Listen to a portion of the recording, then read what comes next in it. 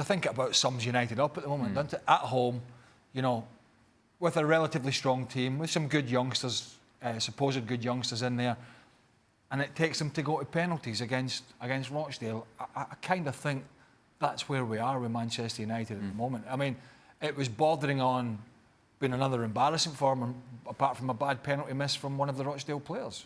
Pogba back in the 11, but didn't make much of a difference. No, it didn't. But, I mean, this is what we come to expect of Manchester United. And as much as 24 hours ago, I sat here and said that, you know, Spurs going out as they did was no big deal. Similarly, I don't think anybody loses any sleep from Manchester United if they do go out to Rochdale. And I think Manchester United are in far more desperate need of a decent game, a decent run in any cup competition than Spurs are.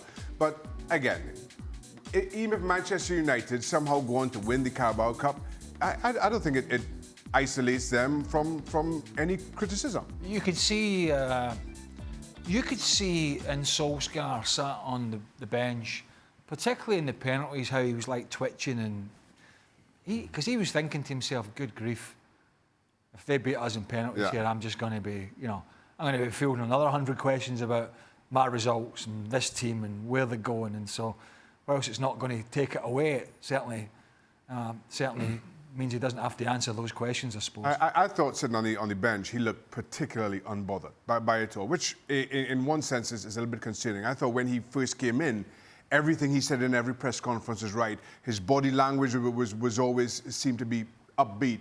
But now those things have changed. And again, as much as this isn't a competition that Manchester United hang their hat on, certainly have built their reputations on, I just feel that you're starting to see Solskjaer become a manager that distant from when he first started with the club. You saw the relief after the penalty shootout. You could tell the nerves certainly there. Mark, I wonder, is there anything to rescue from this performance from Manchester United? Well, they didn't lose. I mean, that is a positive, I guess. But let's take the very basics.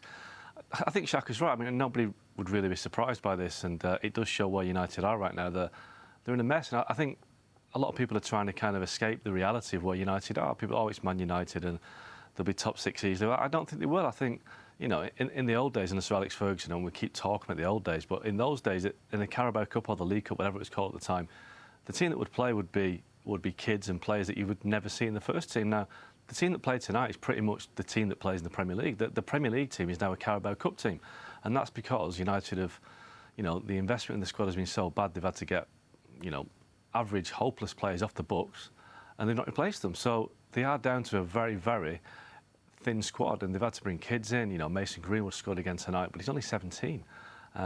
This is the problem they've got. That I find it's going to be really difficult for United to get between now and January to stay in touch with the top six, because, you know, whenever they play away from home, they're going to get beat. They haven't got a midfield to stay in the game, and whenever they play at home, they can only score one goal. I mean, the last time they scored more than one was on the opening day of the season, I think, against Chelsea. They can't score goals, they can't defend away from home, they can't control the midfield of any game. So, for me, I mean, this could be, I've said it before, this is the worst United team in the Premier League era, probably for 30 years. I think that this could be the worst Man United finish since before the Premier League began. Mark, let's look at the future. You've got an article right now, ESPNFC.com. I'm paraphrasing, but basically the Glazers have come out and said, all right, we're not going to compete for a title till 2021-22. Why come out and say this now, and are we buying it? Well, they haven't said it. I mean, it's what I've been told by people who know what's going on at the club, that the Glazers don't tell anybody anything. So, you know, I think we haven't heard from them since they bought the club in 2005. So the reality is that behind the scenes, people at Old Trafford have accepted that they're a million miles away from Liverpool and City. They're not going to win the league this season. And it's an optimistic best-case scenario that they'll win the league, or they'll challenge for the league within 3 seasons, because there's so much work to be done. Now, they finally accepted that they can't cover up all the problems by throwing the chequebook around. It's going to have to be a long-term project. It's all well and good saying that and thinking that, you know, we'll take 6 windows, because, you know, in the reality of football is that Solskjaer certainly won't get 3 years to get it right.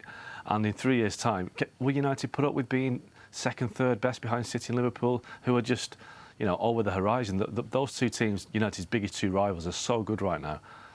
It looks such a long, long way back for United. So they pressed the reset button, as you like to say, in this buzz phrase, that from this point on, it's going to take 3 seasons to get competitive again. And I think that is an optimistic scenario. I don't see, you know, I don't see United winning the title again for a long time, and I think 3 years. I think they're pinning the hopes on Man City, having a slide once Pep Guardiola leaves, and Liverpool having a slide once Jurgen Klopp leaves. That may happen, but it's not really the best planning scenario to wait for your rivals to slip up before you can take advantage. But nothing at United seems to work these days. These long-term plans, these short-term plans. I don't think they've got a plan really. It's just a plan for plan's sake. Well, thank you very much for watching ESPN on YouTube. For more sports highlights and analysis, be sure to download the ESPN app. And for live streaming, premium content, and let's not forget as well, ESPNFC 7 days a week. Subscribe to ESPN+.